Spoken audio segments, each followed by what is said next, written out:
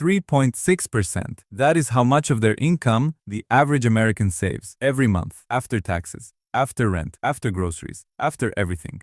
3.6%. And Japan, 23%. Same planet, same basic human needs, same mortgages, same food, same electricity bills. 23% versus 3.6. That gap is not a discipline gap. It is a systems gap. And once you understand the system, you will never approach saving the same way again. Hey, part 1 of this series, we covered Kakibo, the Japanese budgeting method that reverses the order Western finance uses. Save first. Spend what remains. In part 2, we covered why Japanese households carry almost no credit card debt and what that gap costs Americans over 30 years. $360,000. Both of those videos showed you the protective side of the Japanese system, what they avoid, what they do not spend. This video shows you the other side, what they actually do with the money they are not sending to banks, how they save it, where they put it, and why 23% is not a sacrifice. Stay with me, because the concept at the 9-minute mark is the one that changes how you think about every financial decision you make. Think about the last time you tried to save money seriously, not a vague intention.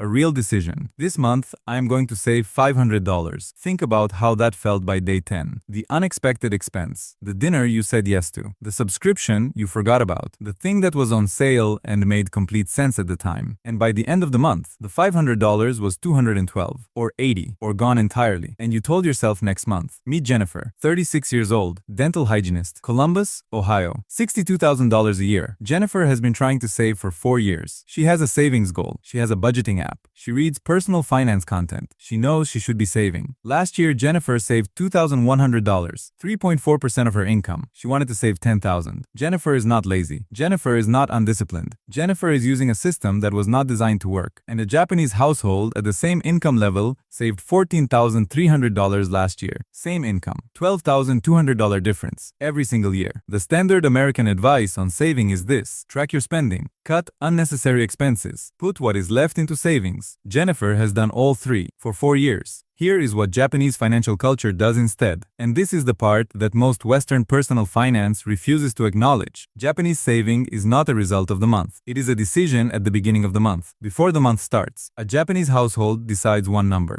Not how much they hope to save. Not how much they might save if everything goes well. How much they will save. That number is treated the same way rent is treated. Non-negotiable. Already gone. Not available. In Japan, this concept is called Saki-dori. Saki-dori means first deduction. The savings amount is removed from the available money before any spending decisions are made. Not after groceries. Not after the weekend. Not after everything else has been paid. First, before anything. This is not the same as automatic transfers in Western banking. And I want to be specific about why. An automatic transfer moves money into savings. Saki-dori changes what you believe is available to spend. When your savings is automatic, but mentally, you still feel like you have your full paycheck. You find ways to spend it, slowly, invisibly, over the course of the month. When your savings is mentally removed first, your entire relationship with the remaining money shifts. You are not restraining yourself from spending your full paycheck. You are spending your actual budget. That distinction is everything. Ifish, Saki-dori is only the first layer, because removing savings first explains the mechanics. It does not explain the number. Why 23%, not 5, not 10, 23. That comes from something deeper. Something that has no direct English translation. The concept is called Ikigai. Ikigai is often translated as reason for being, but in the context of money, it means something more specific. It means that your financial decisions should be connected to a purpose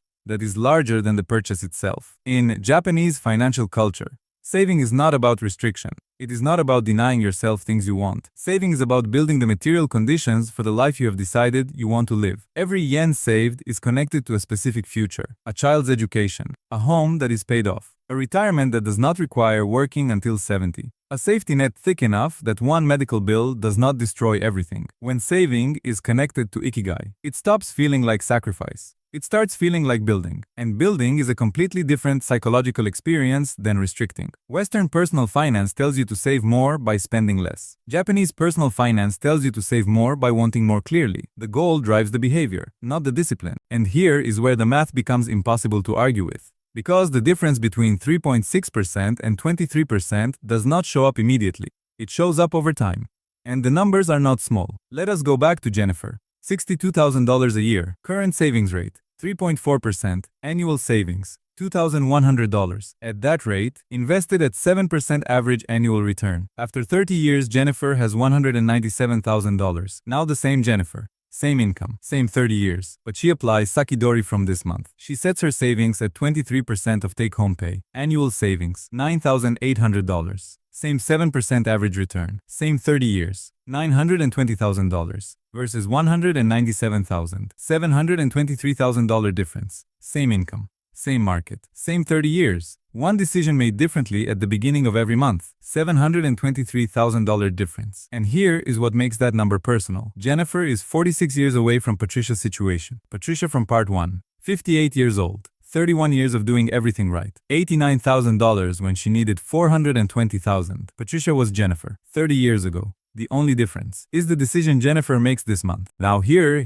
is why Jennifer has not already done this. Because the obvious question is, if 23% is so clearly better, why is the American average 3.6? The answer is not laziness. The answer is infrastructure. Japan has a savings infrastructure that makes 23% the default. America has a spending infrastructure that makes 3.6% the default. In Japan, the postal savings system, credit unions, and community banking are structured to make saving the easiest financial action available. Interest rates on deposits are tied to actual economic conditions. Savings accounts are marketed as primary financial tools, not as overflow accounts for whatever is left. In America, the checking account is designed for spending. The savings account offers interest that does not keep pace with inflation. The credit card reward system makes spending more attractive than saving, and the entire marketing infrastructure of the economy. Every advertisement, every sale, every one-click purchase button is pointed at one behavior: spend now. Jennifer is not failing at saving. Jennifer is succeeding at being an American consumer. She was built for this. The question is whether she wants to be built for something else. And here is the thing about infrastructure. You cannot change the national infrastructure, but you can build your own. And that is exactly what Saki-dori does at the individual level. It creates a personal infrastructure that makes saving the default behavior regardless of what the system around you is designed to encourage. Here is how Saki-dori actually works in practice.